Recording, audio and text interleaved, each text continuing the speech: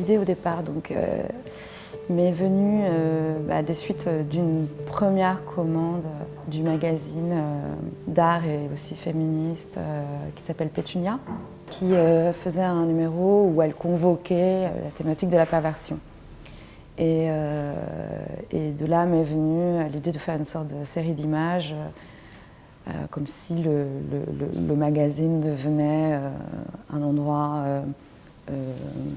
qui se retourne un peu sur son lecteur, c'est-à-dire qu'il devient tout d'un coup organique ou presque déplaisant en fait, ou désagréable. Je voulais vraiment convoquer l'idée du toucher, mais évidemment de manière graphique. Donc j'avais fait une page particulièrement où il y avait écrit des pages wet, et donc cette page est humide, mais qui était vraiment plus un travail presque plus typographique d'une certaine manière. Et je suis arrivée en fait à l'atelier ici avec cette page et en disant que je voulais retraduire en fait ce côté organique, comme ces images un peu de fantasmagorie du t-shirt blanc mouillé, enfin, voilà, qui laisse un peu, enfin, voilà, qui a une charge aussi érotique. Pas besoin de la voir, hein. Je pense qu'il y a juste à dire ça, tout de suite on peut s'imaginer des images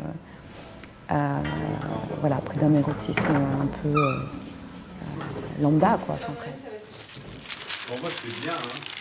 Tout est venu de cette réflexion du gras et de l'eau. Le gras et l'eau, c'est l'essence même de notre métier en lithographie, quand vous employez la lithographie. Quand vous déposez de l'encre sur une surface mouillée, elle ne peut pas se déposer puisqu'elle est grasse. L'eau et le gras se répulsent.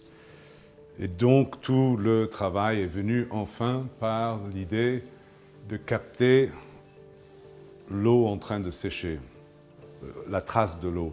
L'idée est venue de mouiller un tissu particulier qui, quand c'est déposé sur une matrice, ça allait déposer une couche d'eau et quand vous la soulevez, elle laisse ses traces comme ces histoires de séchage au soleil un peu.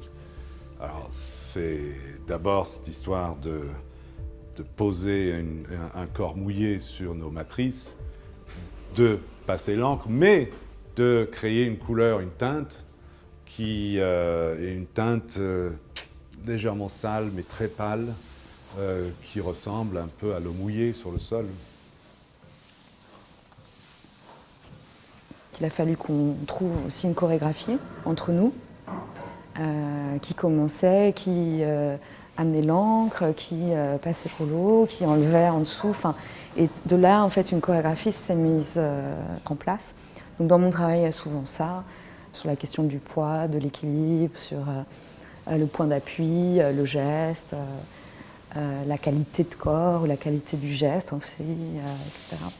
Et ce que j'aime beaucoup, c'est aussi m'inspirer de ces gestes-là pour pouvoir recréer des gestes aussi surréalistes. Donc, par exemple, je pense que là aussi, le geste que j'emploie est aussi un geste qui est un peu surréel dans ce cadre-là.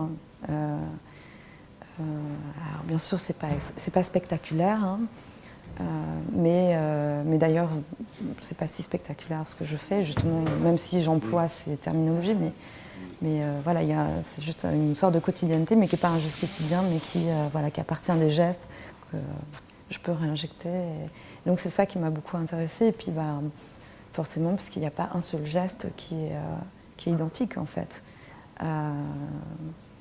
Je sais pas, ça se joue à rien, en fait. C'est vraiment une manière de lancer, une manière de se positionner, d'être plus en appui. Chaque estampe est différente. Ah, ça a été sensationnel.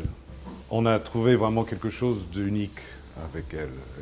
On n'avait jamais vraiment fait des choses pareilles. C'est quand même une trouvaille un peu ce qu'on a fait ensemble. C'est une pensée plus qu'une réalisation technique, si je peux dire. C'est une pensée.